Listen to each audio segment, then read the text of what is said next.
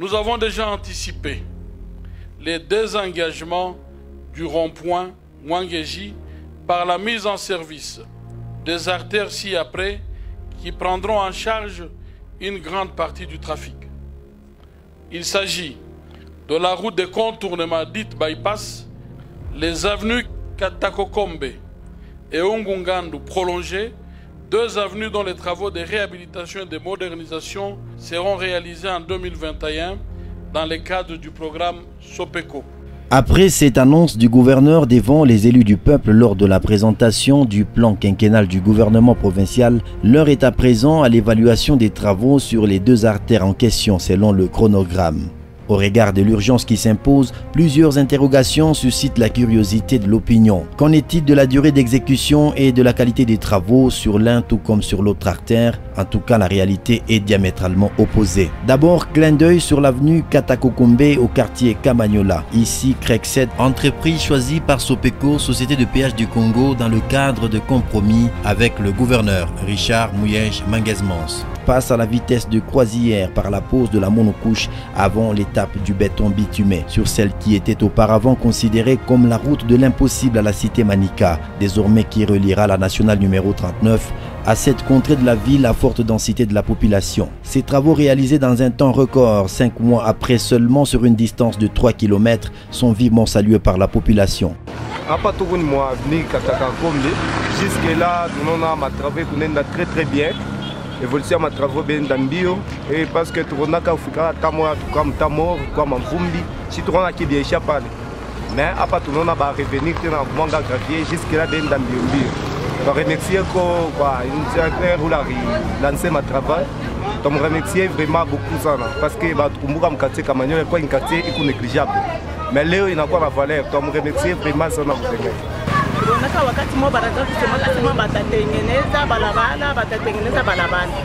Sasa tulikalanga mashiku mingi tunachepile projet barikuya hapa nayo kupita mashiku tunaona banaanza kupima mampango benda kupima mampango. Sasa kuna kwa wakati moya banakuya banaanza deja travaux ya kwanza kuweka bulongo banaweka mbele laterite banapita mashiku turangaika tunaanza kuriaria tunaangalia sema hapa tena banitusaba tunaingia mateso kupita Mungu anasaidia bantu benyewe Mungu anabengia maro banaendelesha tena kazi hapa tunakuwa mkizungu na sisi tunaona kizungu tunapita mbalabala yetu magravia banamwanga hapa na sisi tunakuya bantu wa share na mampango yetu na baba pale tunashukuru sana ula rashaka trako ilikuwa ile wakati pale papa mweja lazima paka batemitengeneze kumbi ile projet kwa mbele na leo hili tunashukuru sana hii mbele. Thank you.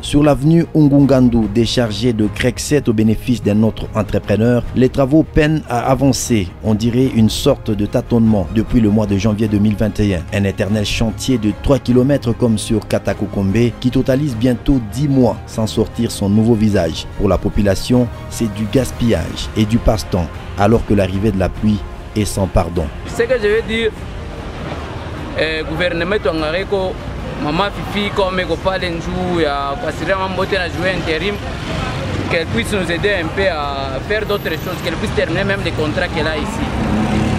Ou sinon, ça va nous créer des problèmes. Le matin, on a échoué de sortir de la parcelle. Aujourd'hui, c'est le 4, non?